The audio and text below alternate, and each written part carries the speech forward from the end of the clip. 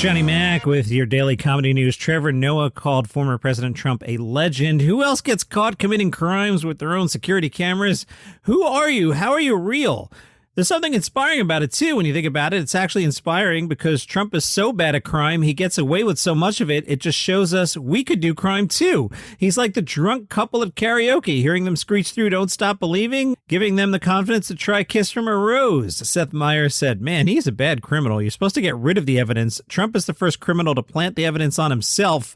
Kimmel, I have to say, all this evidence, it's crazy. The only Trump being held in prison right now is Melania. Kimmel again. Remember how he was ranting and raving about the agents searching Barron's bedroom and going through Melania's closet? That's because he put the documents there. And as for the idea of the former president testifying before the January 6th committee, Seth Meyers said watching him testify before Congress would be insane. He'd go on all sorts of insane rants and attack people. It would be like casting an actual lion in The Lion King, Trevor Noah. But I feel he'll be a little conflicted because on the one hand, yes, he thinks this is a crooked witch hunt that's out to get him. But on the other hand, the ratings. Let's start off on Gossip Corner. Two Saturday Night Live related stories in the news. Rob Schneider is claiming that Bill Murray, quote, absolutely hated the cast of Saturday Night Live when Murray came on to host during Rob Schneider's time. Schneider was on a radio show. They were talking about Robert Shaw's difficult demeanor on the set of Jaws. And that brought Rob Schneider to say, that's the same thing with Bill Murray. I won't say who the filmmaker was, but Bill Murray's going to come. He's going to change the dialogue. He's going to change the thing. It's going to be great. But you don't know who you're going to get. Which Bill Murray you're going to get? The nice Bill Murray, or are you going to get the tough Bill Murray? He's super nice to fans. He wasn't very nice to us. He hated us on Saturday Night Live when he hosted. Absolutely hated us. Seething. Schneider shared a theory about why he thinks Bill Murray didn't like Adam Sandler or Chris Farley. Maybe he saw some of Adam Sandler's movies. I don't know what Bill Murray has in his heart. Schneider said he only halfway believes the theory himself. The theory has to do with the way Farley lived his life, insinuating that he was as out of control as the late John Belushi. Both Belushi and Farley died of drug overdoses at age 33. Schneider said he hated Chris Farley with a passion, like he was just seething looking at him. I don't know exactly, but I want to believe that it's because Chris thought it was cool to be Belushi, who was his friend, and when he saw him die, that he thought it was cool to be that out of control. That's my interpretation, but I don't really know. I don't believe it. I only believe it 50%. But what about Adam Sandler? Adam Sandler doesn't have a drug problem. He has a problem making terrible movies, but that's a whole other conversation. I don't see why Bill Murray would hate him for that. Or maybe he's like, you know, Adam Sandler, I could see you doing an Uncut Gems someday and impressing the hell out of people, but instead you do Jack and Jill. Now I understand why Bill Murray doesn't like Adam Sandler. I digress. Schneider said that Bill Murray was, quote, my hero. But he really hated Sandler, too. He just wasn't into the groove of that. And Sandler was just committed to it. And just like as soon as he would get on, you would see the audience just ate him up. Bill Murray was on SNL's cast 76 to 80. He returned to host the show 5 times, made a cameo on the show again in 94. Rob Schneider's run from 1990 to 1994 coincided with 2 of Murray's appearances. All right, staying on Gossip Corner from The Hollywood Reporter, Chevy Chase claims John Belushi stole his cocaine. Chevy was on Bill Maher's podcast, which is a good podcast, which should be in your rotation. Chevy shared with Bill Maher that he regretted something, so I'm going to tell you the story. Warning, there are some homophobic comments coming. They are the words of Chevy Chase, not me. In 1980, Chevy Chase was on The Tomorrow Show with Tom Snyder. Tom Snyder said, people say you're going to be the next Cary Grant. Here come the homophobic comments. Chevy is telling it to Bill Maher, said, I said that's crazy. There's nobody like Cary Grant, and there will never be another Cary Grant, and I understand that he was a homo. Chevy now says, it was one of the stupidest things I've ever said. The Hollywood Reporter adds, it was also expensive. Cary Grant immediately filed a defamation lawsuit against Chevy for $10 million. It was reportedly settled out of court.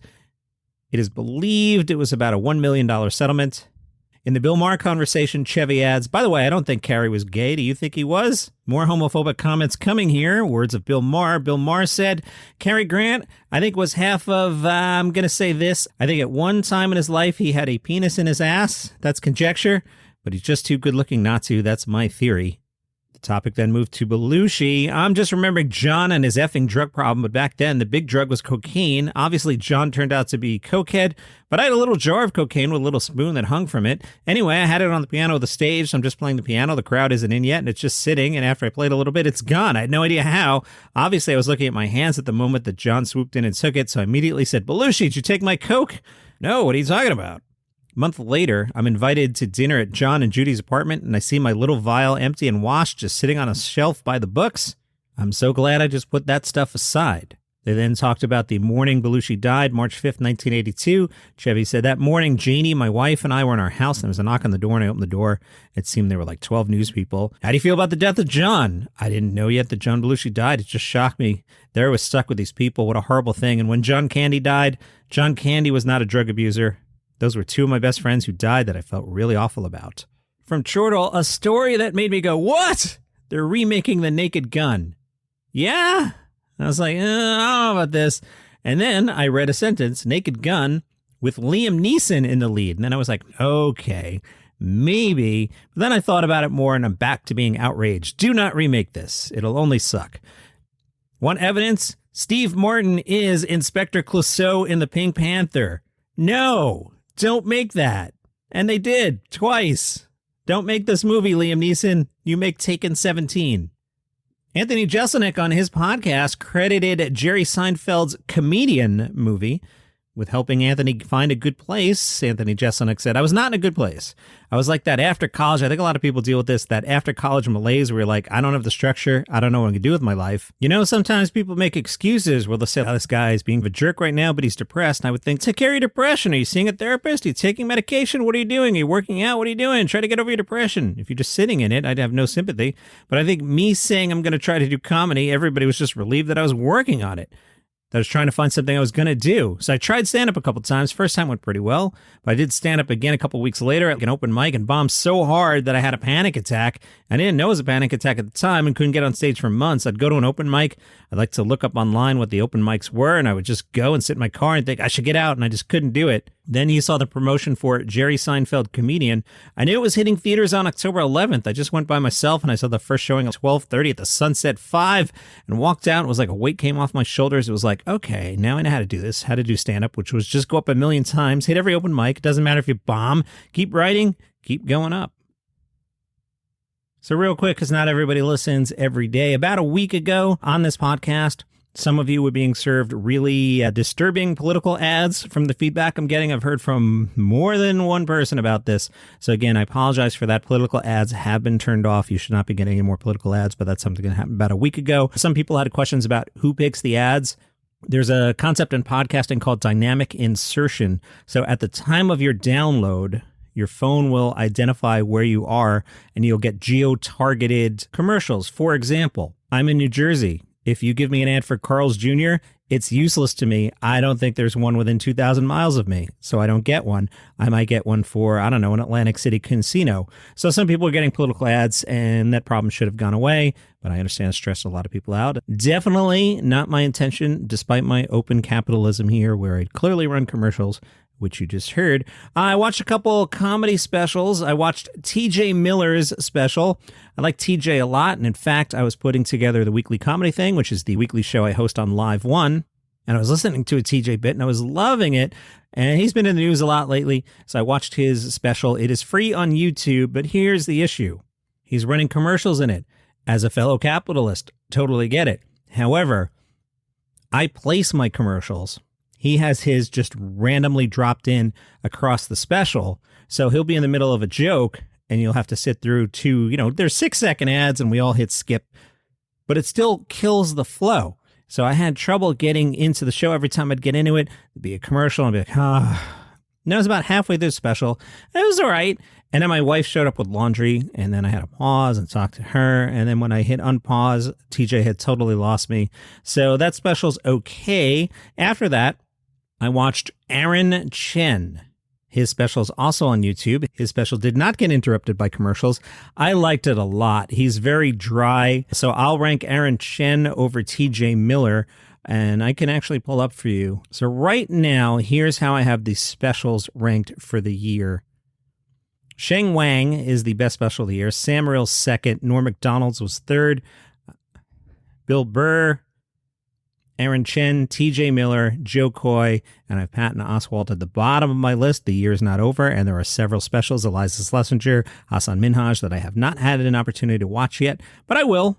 From The Hollywood Reporter, Graham Norton sparked a mild Twitter eruption. He discussed cancel culture He said it's absurd that many who complain about being canceled were then able to talk about their cancellation in newspapers and interviews. He said, the word is the wrong word. I think the word should be accountability. He used John Cleese as an example. John Cleese just announced a show on the right-leaning network GB News. Graham Norton said, it must be very hard to be a man of a certain age who's been allowed to say what he wants for years, and now suddenly there's some accountability. It's free speech, but it's not consequence-free. He also talked about the opinions of celebrities such as himself getting involved in matters like transgender rights. He says, it adds nothing to the discussion. People should instead talk to trans people, talk to the parents of trans kids, talk to doctors, talk to psychiatrists, talk to someone who can illuminate this in some way. I'm very aware that as a bloke of the telly, your voice can be artificially amplified, and once in a blue moon that can be good, but most of the time it's a distraction, it's for clicks. If you want to talk about something, talk about the thing. You don't need to attach a Kardashian or whatever to a subject. The subject should be enough in itself. The Comedy Store has put out a vinyl box set, 50 years of the Comedy Store, limited edition 5 LP vinyl box set. If you like listening to comedy albums on vinyl, this is limited to 1,000 copies. Get moving. Included in the box set, performances from Robin Williams, Bob Saget, David Letterman, Eliza Schlesinger, Whitney Cummings, Paul Rodriguez, Jimmy Walker, Sandra Bernhard, Howie Mandel, Louis Anderson, Arsenio Hall, Richard Pryor, Pauly Shore, and others. Out today on your Netflix, add to the list of specials I haven't watched yet, Gabriel Iglesias at Dodger Stadium. It even has a title and stuff, Johnny Mac. What's it called? It's called Stadium Fluffy. In the special, he says playing at Dodger Stadium is like a birthday, Christmas, the World Series, and losing my virginity all at the same time. My friend Mike observed, were people laughing when you lost your virginity? And that is your comedy news for today. Follow the show for free on Apple Podcasts or Spotify. And, I put this thing up on YouTube. So if YouTube is your thing, you can listen to it there. There's just a static image of the cover art. I can't start filming myself right now. I'm wearing a Mets sweatshirt that I spilled my breakfast shake on, and I don't think I combed my hair. None of us want to look at that. You'd rather look at the cover art of the podcast, wouldn't you? I agree. Spotify, Apple Podcasts, YouTube, whatever floats your boat. See you tomorrow.